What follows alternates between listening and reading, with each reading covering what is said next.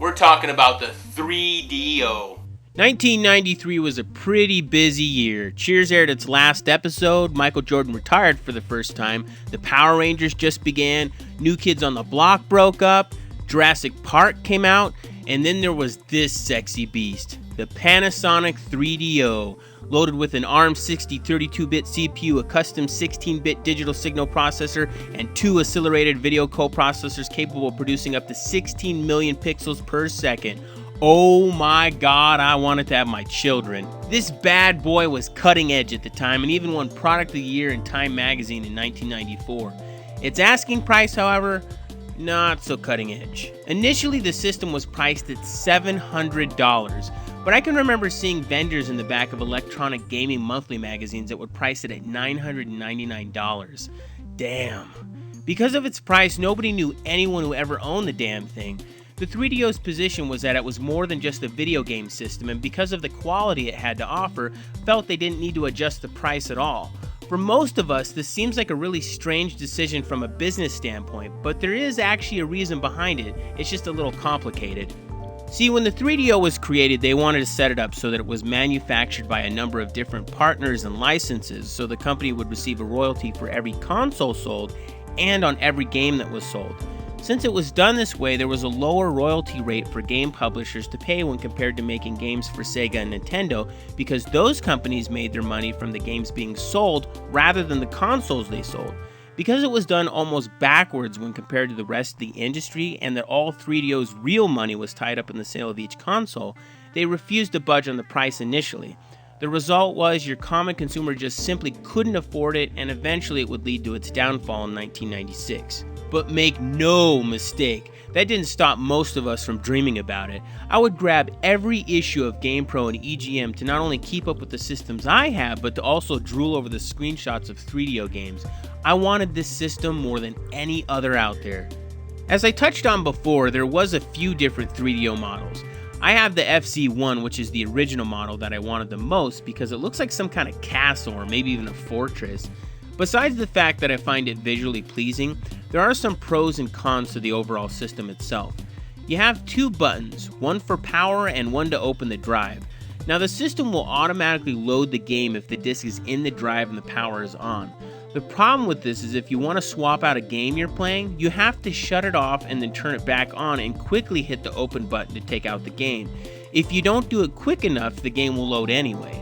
The only other way you can do this without shutting it off is to open the tray during the game and put in another disc, which can sometimes result in the game freezing, so I have to wonder what kind of damage I might be causing. And that's really the drawback to not having the ability to just drop the disc in when the system is turned off like you can with the FC10 or even the Sega CD. Another major complaint I have is the fact that all the models only have one controller port. Instead, what they've done is opened a connection directly on the controller that you can plug into, which makes one long cord of controllers. This also gives the second player a chance to be a complete asshat, since they can yank the controller out of your hands in the heat of a battle. Asshole! The controllers themselves were actually pretty revolutionary at the time, and in a way they still are. What I'm referring to is the earphones jack on them. You can plug in your earphones and turn down the TV volume and still be able to hear all the action, which you can control with the volume knob on the controller. That is such an awesome idea that I'm blown away this never caught on. As for the games, it's sort of a mixed bag. It was still during this strange period in gaming that included a lot of FMV games, which for the most part, a majority of them were pretty terrible.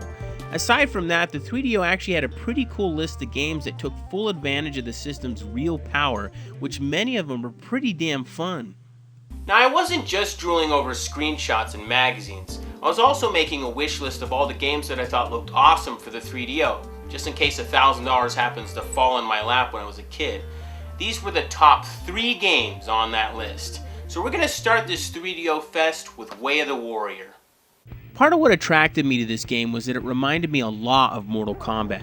The digitized actors looked great in screenshots when you compared the two. And on top of that, before the game was even released, there were several advertisements in gaming magazines that stated Way of the Warrior was more violent than the entire Mortal Kombat series, and each character had 9 different fatalities. I mean, damn. To a Mortal Kombat fan, that sounds insane. As the game starts up, you're greeted with a talking skull that's difficult to understand. It reminds me of when kids try to do an impression of a deep voice and it just comes out sounding really weird. The premise, which is pretty standard in tournament fighting games, is a bunch of warriors are coming together to see who's the best of the best. However, the winner here gets listed in the Book of Warriors, which I guess somehow directly affects good and evil. It's just not really explained that well. And his name will be law for centuries to come. Although nobody knows from whence the Book of Fighting came, it is known that it... I can tell you where it came from. That's the book from the Evil Dead movies. Yeah. Seriously, what the hell? Is Bruce Campbell listed in it? Well, the first thing you notice once you're into the menus is that every time you move your cursor, it gets stuck. At first I thought there was something wrong with my controller, and then I quickly realized that the system is loading every time I move. That is horrendous. Can you imagine if your entire life worked this way?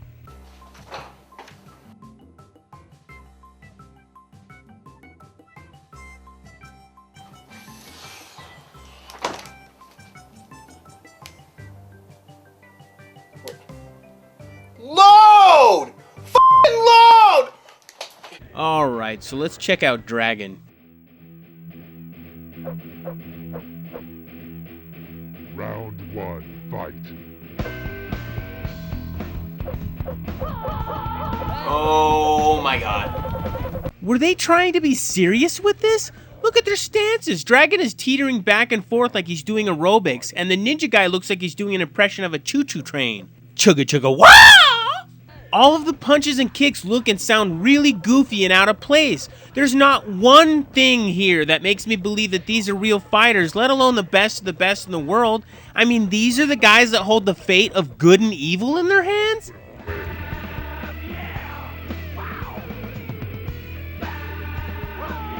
What the hell was that? It's common in all fighting games that when you win, the fighter goes into some kind of cool pose. But what the hell is this? It's like he goes into some kind of seizure or something.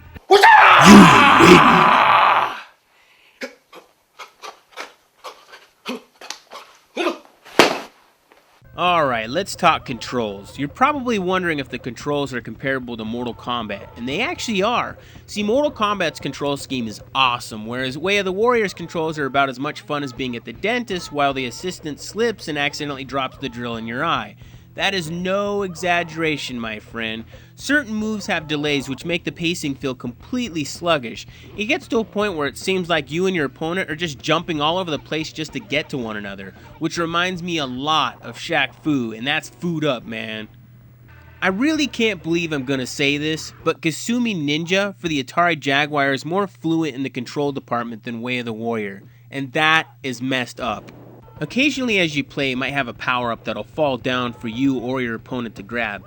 I don't know if it's just random or what I might be doing to cause them to fall, but they're more of an inconvenience than anything else. The invisible power-up, for example, it does exactly what it says it does, but so well half the time I can't even tell where I am. Oh, but the AI seems to have no problem finding me and kicking my ass, and that is complete bullshit. And that's the other issue with this game. The difficulty. If you get angry easy when you lose repeatedly, this is not the game for you because you're going to die constantly. Even Wikipedia mentions the extreme difficulty. With good fighting games, you get better over time and start to acquire a set of skills geared specifically toward the character you choose. Choosing a different character often means not being good with the choice until you've learned how the new character functions. With this game, it doesn't seem to matter who you choose. I never seem to acquire anything useful out of any of the characters except for Dragon's rip-off moves of E Honda's hand slap and Chun-Li's kick. So all I end up doing is just mashing the hell out of the buttons, and when I finally do win, it never feels like anything outside of luck.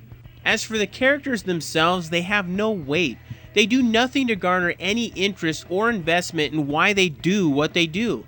The instructions talk about each character, but it's more like just random stories. One is about Crimson Glory being a tomboy and into bars. Shaky Jake is into surviving the wild. I mean, that's all it tells you. It doesn't discuss why they even want to be inscribed in the Book of Warriors in the first place.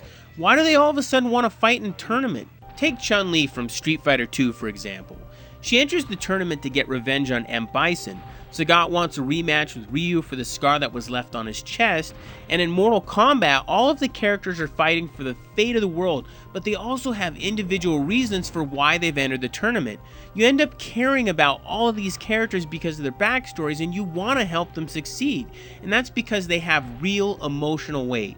With these characters, you're given nothing, so you end up not caring about any of them. Even if I did, who the hell would I choose anyway? The guy with seizures? The guy who looks like he's right in the middle of a rectal exam? Rita Repulsa's daughter? Whatever the hell that's supposed to be. And how about this winner? And what the f*** is he doing? Is that a special nipple twister move? I mean, that's pretty badass, right? Hadoukens are for pussies. Real men give purple nurples. I don't even want to know what his fatality is. And speaking of the fatalities, when the game was finally released, they never included the 9 fatalities per character. You can do a fatality, but that's it. Amazingly enough, with the game based solely on violence and gore, I find myself not giving a shit about any of the fatalities either. Man, this game is such a massive letdown, and as a matter of fact, the only thing I like about this game is the soundtrack, which is made up of music by White Zombie, and it's pretty hard not to get into it. It is the only redeemable thing about this game, and in the end, it was just a second-rate Mortal Kombat clone that couldn't live up to any of its promises. Psychedelic World. Psychedelic World? What the hell is going on? This is friggin' crazy, man. I think I can lick my own soul, dude. Oh my god, I think I can smell colors. This is awesome!